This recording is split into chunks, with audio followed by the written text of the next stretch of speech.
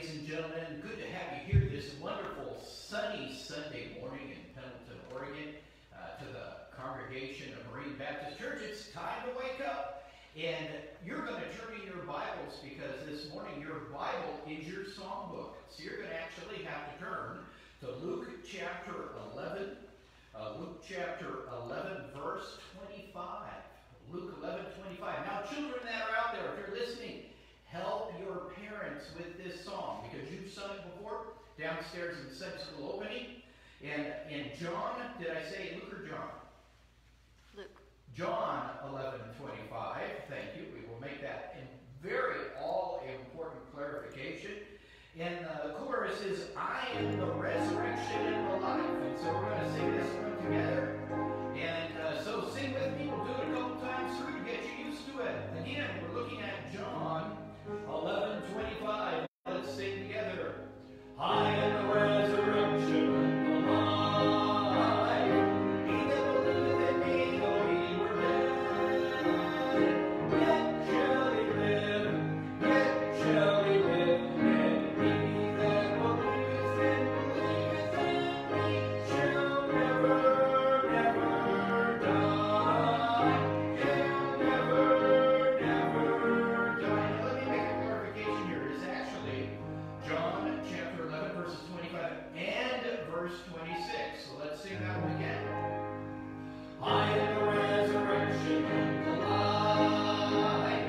He that believeth in me, though he were dead, yet shall he live, yet shall he live. And whosoever liveth and believeth in me shall never, never die. Shall never, never die.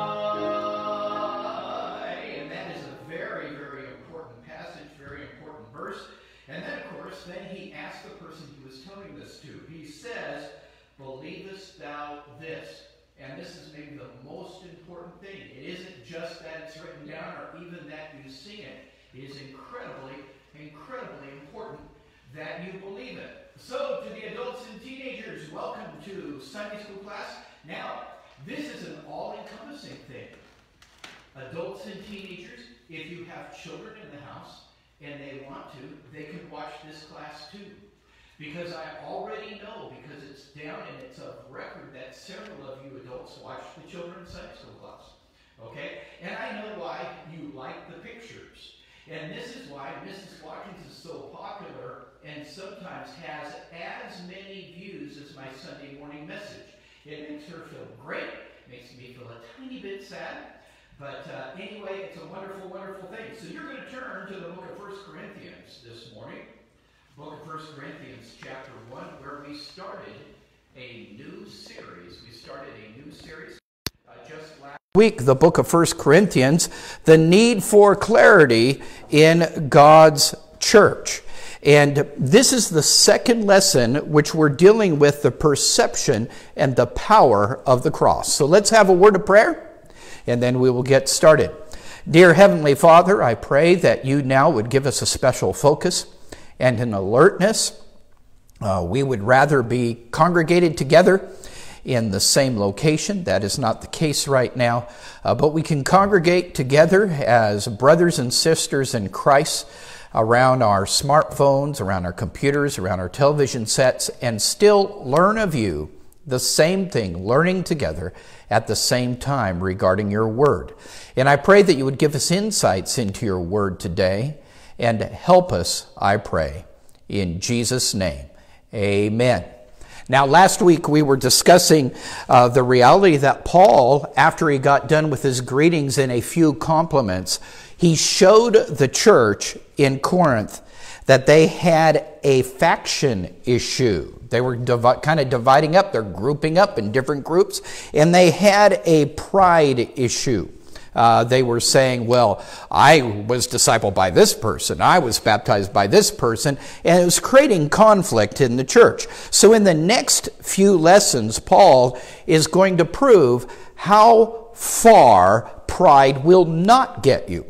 And so as we talk about this next passage, Paul, this is interesting, he's going to use the word foolish 4 times, foolishness 4 times, and then he'll actually use the word foolish once as well. And yet he's going to convince you that foolishness is a positive thing. Now, don't turn your smartphone off now and say, I'm so glad to know that I've learned my lesson for the day, because you won't learn it. Follow along with me as we talk about this, the perception and the power of the cross. And first of all, let us look at the foolish topic. The concept that even the topic is considered by some to be foolish. Look with me at verse 18. It says, for the preaching of the cross is to them that perish foolishness, but unto us which are saved it is the power of God. And so here is the perishing question. Here is the question the lost is asking. Why is somebody up there making such a fuss about a dead man? Why is this even a big deal? You're watching, he's getting worked up over a man that died 2,000 years ago, and those that have never received Christ, those that are lost, going, what is the big deal? People die every day. So how is this possibly relevant today? What makes this person different? And you see, without faith in God, and without faith in God's word, those that are lost, that have never received Christ, they don't even have a reference point. They just look at you like you're from a different planet, like you came from the planet Zotz. They listen to you talk about this guy who died 2,000 years ago and that he rose from the dead, and they look at you like you're nuts, because to them, the whole concept, and then he died on the cross, so what? And so it's hard for them to even grasp why this is important. Now, to the saved, the purpose of the cross is the power of the resurrection. It is not simply that Jesus died.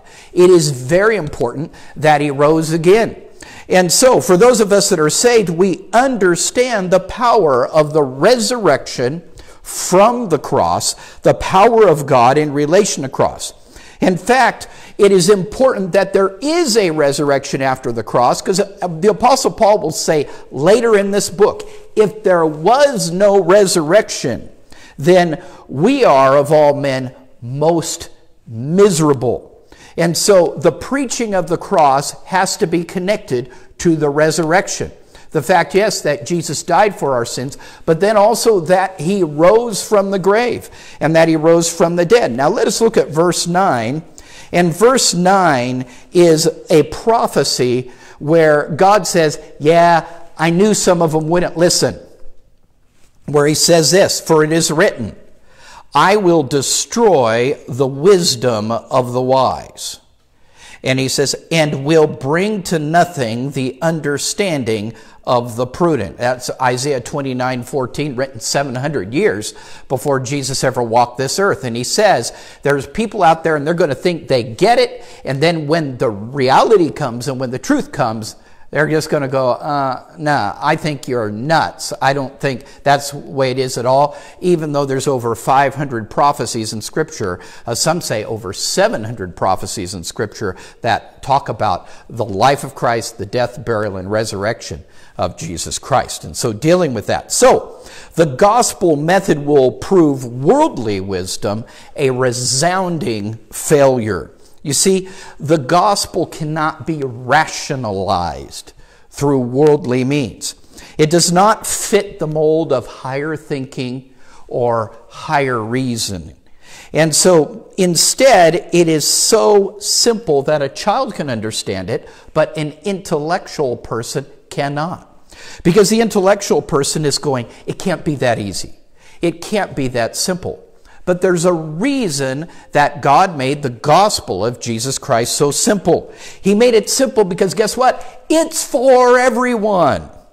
It's not just for the smart people. It's not just for the intellectually challenged people. It's not just for people that are, Einsteins. It's not just for people who say, listen, it's life on the farm, rubber meets the road. It is for everybody, every walk of life, every social status, every class system, every culture. The gospel of Jesus Christ is for everybody. And so, because it's for everyone, And when it comes to method, God wants us to make some noise about it because it's for everybody. You've heard me, congregation of Berean Baptist Church, you've heard me say, if we went down to Safeway and I said, there are free chickens at Safeway, and you found out there was free chickens, would you want to tell somebody else? Of course, right now you wouldn't. You say, oh, they probably have coronavirus. But it used to be, you go down, if somebody's offering you free stuff for free meat, you go, it's okay. And you tell somebody. Well, why would you tell somebody that salvation is free? How important it is that we tell somebody, and it's something worth getting excited about. So this is dealing with the foolish topic. The foolish topic is the cross. The foolish method is preaching itself. First of all, let's look at verse 20. It asks some questions. Where's the wise? Where is the scribe? Where is the disputer of this world? Hath not God made foolish the wisdom of this world? And so we're dealing with the foolish method of preaching. And here's the thing.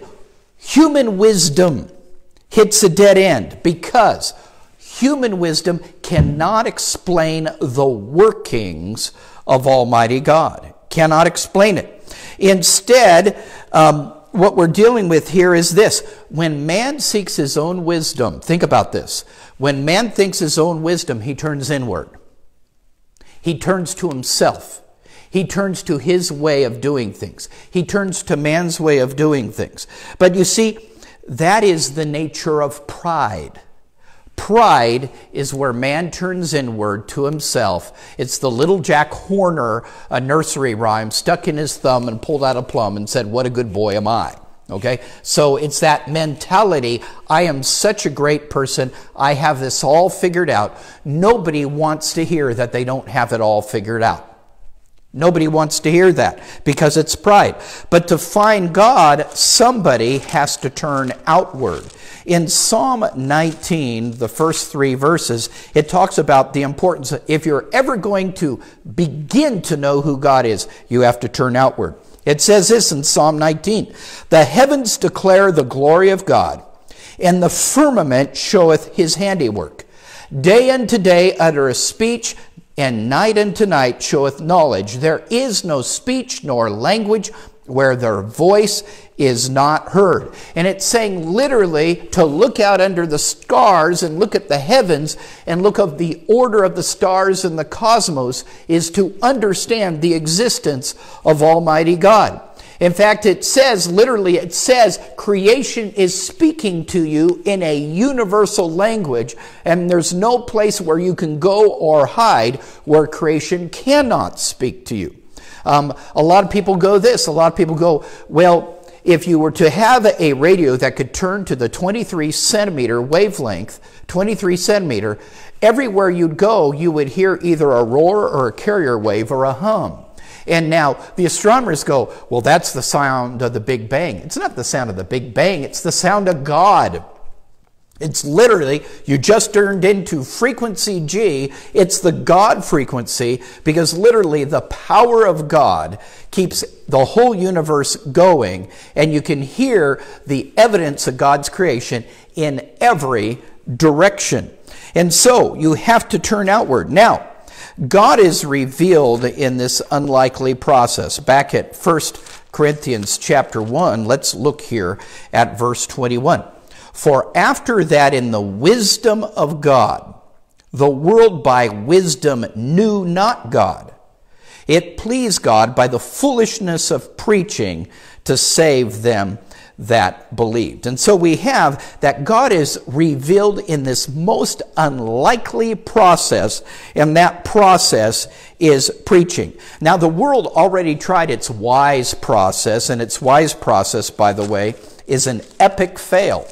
The Bible says in Romans chapter 1, looking at verse 21, it says, because that when they knew God, they glorified him not as God, neither were thankful, but became vain in their imaginations, and their foolish heart was darkened. Professing themselves to be wise, they became fools. You see, man ignores God's presence in the pursuit of wisdom because man and you know this is true, is always looking for his own glorification. He's always looking for his own pat on the back. How good am I? And because of that, man wants to have an outcome that shows himself great and God not there at all. There's a term for this. Think about this term here. The term is called presuppositionalism. Now that is a big mouthful word, but there is a man, right now there's a man there, and I know you're on 12th Street, and I know you love new big words. So there's your new big word for the day. Presuppositionalism. And what it is, that is where you come up with a desired outcome in your mind, what you want the outcome to be, and then you reason your way backward looking for the facts. If you want to know what presuppositionalism is like, okay, think of Windows. Windows 95, Windows 98, Windows Millennium, Windows 2003, Windows 2007, Windows 2010, Windows 10, which is what we have right now. Windows 10 is evidence of the concept of presuppositionalism. What do you mean? Okay, 30-second history lesson. Steve Jobs, Bill Gates, working together, create a computer, have some kind of disagreement. One goes one way, one goes the other. One develops Apples. Apples work really fast and quick. Apples is the original inventor of the Windows system. The other one says, well, I want to have the Windows system, and so I will just say, this is my result, and reverse engineer backwards. Okay, a class. Apple fans, Windows fans, which one works faster? You already know the answer to that question. Well, presuppositionalism is where you take the result, you try to reason backwards and look for facts or even invent facts to come up with your desired conclusion. Okay? Every failed line of reasoning and every corrupted scientific method, such as evolution, is based on this idea. If you want to find God, you have to clean the slate. You have to clear your mind and say, I am not the smartest person in the room.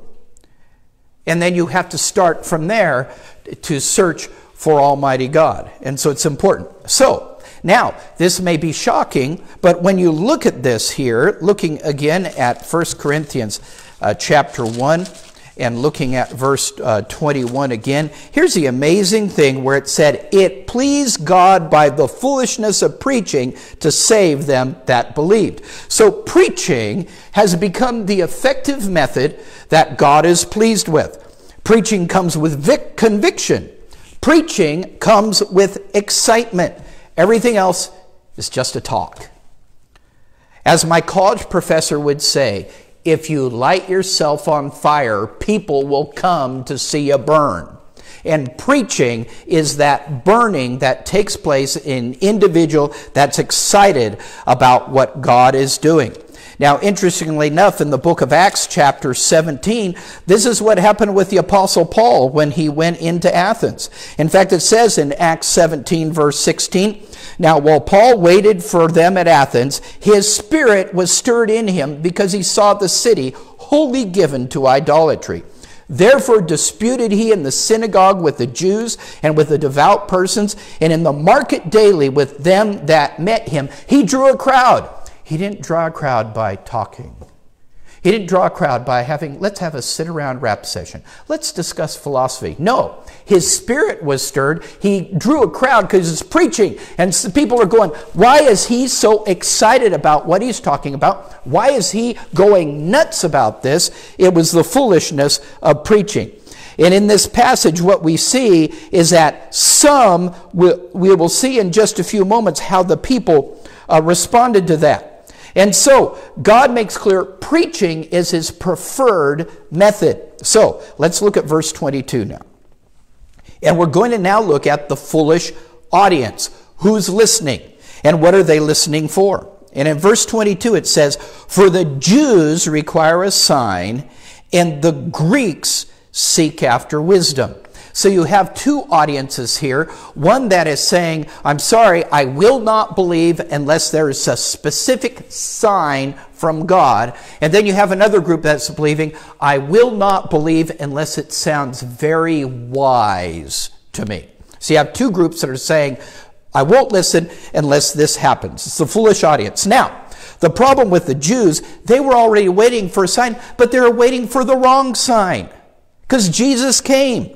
And here's what happened. They had already, presuppositionalism, they had already formed in their minds what they wanted the Messiah to be and what the Messiah looked like. And when Jesus came, he didn't fit their mold. After repeated wonders and miracles, the stubborn Jews said to Jesus, show us a sign, like people rising out of graves and getting healed and feeding of 5,000, like those weren't signs. Show us a sign. And so Jesus basically said, Jonah will be your sign. Jonah was in the belly of the fish for 3 days, and I will be in the belly, and he came out of the fish, by the way, and the Son of Man will be in the belly of the earth, and on the third day, he will come out of the earth. And so Jesus gave them a sign, but the problem was they were looking for the wrong sign because they wanted the wrong outcome. Okay? The Greeks were looking for worldly wisdom. And so the Greeks were looking for higher thinking. They should have been looking for a higher person, which is God in the flesh, our Lord and Savior, Jesus Christ. You cannot get higher than God, and you cannot get higher than his Son, Jesus Christ. So here's what happened. They fell apart. Everything fell apart because they weren't listening for the right things. Look at this. But we preach Christ crucified. Unto the Jews a stumbling block, and unto the Greeks foolishness. So what happened with the Jews is they stumbled over Jesus, who he really was. 1 Peter chapter 2, verse 7 talks about this. It says, Unto you therefore which believe, he is precious. But unto them which be disobedient, the stone which the builders disallowed, the same is made the head of the corner. By the way, the head of the cornerstone of the building is the standard. It's the cornerstone. It's the stone that's perfectly plumb, that's perfectly level, that's perfectly square, and it's the stone by which the standard of the whole building is built in the old ways that they used to build things before they had lasers and all those type of things, laser levels. And so it says this, he says he's the head of the corner. He's the standard. But what is he to those who refuse to believe? And a stone of stumbling and a rock of offense, even to them which stumble at the word, being disobedient, whereunto also they are appointed. The Jews found Jesus, the rock of all ages, offensive. He ruined their religion. He challenged their assumptions. He dismantled their theology. It is easy to be religious until God really shows up. And then the Greeks, they called what they could not understand foolishness. And we have that as we talked in Athens about the book of Acts. And the Apostle Paul gets down to brass tacks and tells them plainly why he's here in verse 31. Because he hath appointed a day in which he will judge the world in righteousness by that man whom he hath ordained, whereof he hath given assurance unto all men that he hath raised him from the dead. And when they heard of the resurrection of the dead, these deep thinkers, some mocked. But others said, we will hear thee again of this matter. And so the resurrection did not fit into the Greeks' higher reasoning. All the false gods they worshipped had fallen human traits. You know, you look at it, you ever read Roman mythology? I mean, those people they worship as gods, they're all a mess. And there was family infighting and just awful stuff. But it says the concept of a holy risen God who would judge their sins was completely foreign. There were some that wanted to know more. So this brings us to the final part, verses 24 and 25, which say this, But unto them which are called, both Jews and Greeks, Christ the power of God and the wisdom of God. So, those redeemed by God's foolishness, by the foolishness of preaching, by the foolishness of the preaching of the cross, those who respond to the call of preaching will be rewarded. Look at Acts chapter 17, verse 34. Howbeit certain men clave unto him and believed. And among them was Dionysius the Areopagite, and a woman named Damaris, and others with them. So we see some took the step. They took the step of faith, and they responded to God's call to all, and it is a call to all, through preaching to come to him through Jesus Christ. Now, The Jews that got saved, they understood the sign of the cross. All of a sudden, they came to the point, and you can see this in Pentecost, when 3,000 Jews were saved, they realized that their Messiah actually is the Lamb of God who taketh away the sins of the world. That didn't come to conquer everybody, but came to conquer sin and to die for their sins. Now, the saved Greeks see God's wisdom in what he has done. God found a way to show man his mercy instead of his judgment. And that is through the precious blood of Jesus Christ. To understand what God does, you, the believer, you need to think the way man thinks. As the scripture says in Romans chapter 12, verse 2, and be not conformed to this world, which would be this world's wisdom, by the way, but be transformed by the renewing of your mind, that ye may prove what is that good and acceptable and perfect will of God. So, looking at verse 25, finishing up, because the foolishness of God is wiser than men, and the weakness of God is stronger than men. And there's a verse I want to point you to. This will be the final verse that we look at today, and that is Isaiah 55, looking at verses 8 and 9, where God says himself, for my thoughts are not your thoughts, neither are your ways my ways, saith the Lord. For as the heavens are higher than the earth, so are my ways higher than your ways, and my thoughts than your thoughts. So here's the interesting thing. So the saved Jews understand the sign of the cross. The saved Greeks understand the wisdom that he has done. If God could be foolish or weak, according to the scripture, it would be more than man could attain to. Man's greatest failure is thinking that he is the standard. It is important to know that God is the standard. God's message is the standard. And the standard of salvation comes only through the cross of Jesus Christ, through the message of his death, burial, and resurrection, and stepping out like the Greeks did back then, like the Jews did back then, in simple faith and trusting the message of the gospel. Next week, we'll be looking at a new message dealing with God's unlikely calling. How does God pick his calling process? That is it. Children's Sunday school class will be in just a couple minutes.